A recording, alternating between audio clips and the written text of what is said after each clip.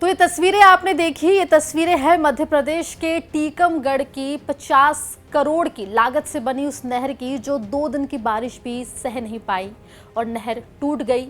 और नहर टूटने के बाद जो पानी बहा वो जाके खेतों में चला गया, जिससे किसानों को काफी नुकसान हुआ है।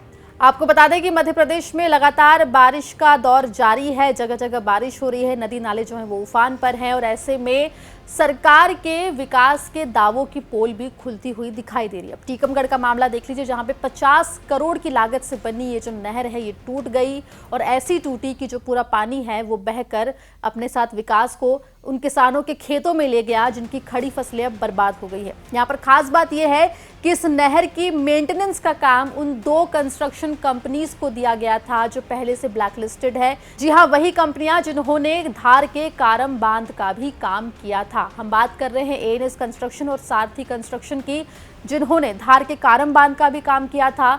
और अब जो खबर आ रही है उसके मुताबिक टीकमगढ़ की इस नहर के भी मेंटेनेंस का काम जो टेंडर है वो इन्हीं 2 कंस्ट्रक्शन कंपनीज को मिला था, जिसके बाद अब इस मामले में भी सरकार के ऊपर कई सारे सवाल खड़े हो रहे हैं। आपको बता दें कि टीकमगढ़ की यह नहर 50 करोड़ की लागत से बनी है। यह मध्य प्रदेश की पहली नदी तालाब जोड़ो परियोजना की नहर है। इसमें इस नहर के निर्माण में बड़ी गड़बड़ी और तकनीकी खामियों का मामला सामने आ रहा है। आपको बता दें कि 2 दिन की हल्की बारिश में ही हरपुरा नहर टूट गई है, जिससे किसानों के खेतों में खड़ी फसलें अब खराब हो गई है। ये भी बता दें कि धार के कारम डैम बनाने वाली कंपनी एएनएस कंस्ट्रक्शन और सारथी कंस्ट्रक्शन को इसके निर्माण का काम दिया था, इसके मेंटेनेंस का काम दिया था और अब ये नहर टूटी हुई दिखाई दे रही है। वहीं जब इस मामले में टीकमगढ़ सिंचाई विभाग के इंजीनियर से बात की गई तो उन्होंने बताया कि इस परियोजना को इस विभाग को 2019 में सौंपा गया था। ये जगह जगह से टूटी फूटी नहर थी, जिसकी मरम्मत के लिए टेंडर बुलाए गए थे और टेंडर में दिल्ली की कंपनी एएनएस और ग्वालियर की कंपनी सारथी कंस्ट्रक्शन को ये काम दिया गया।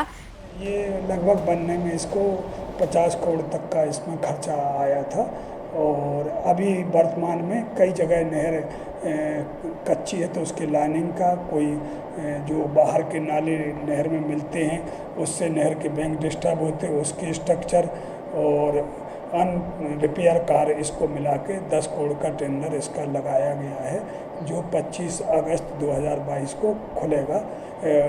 लास्ट डेट है उसकी डलने की। तो ये काम पक्का हो जाएगा तो पूरे ये नहर अच्छी तरह काम करेगी। किस कंपनी ने नहर बनाई थी? ये नहर जो है पुराने उसमें सूला में जो बनाई गई है वो एएनएस कंपनी दिल्ली की है, एएनएमएस उसने बनाई थी। आपको बता दें कि धार के कारम बांध में हुए रिसाव के बाद लगातार शिवराज सरकार सवालों के घेरे में है। सवाल ये कि आखिर 2 ब्लैकलिस्टेड कंपनियों को काम कैसे करने दिया गया। सवाल ये कि गुणवत्ता का, काम के दौरान जो गुणवत्ता होनी चाहिए उसका ध्यान क्यों नहीं रखा गया।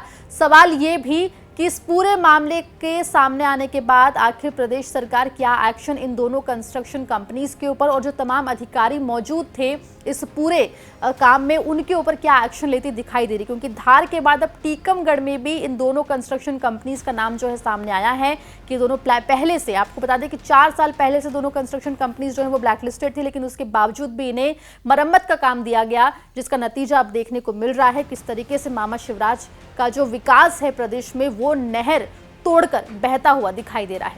मध्य प्रदेश से जुड़ी तमाम खबरों के लिए बने रहिए एमपी तक के साथ।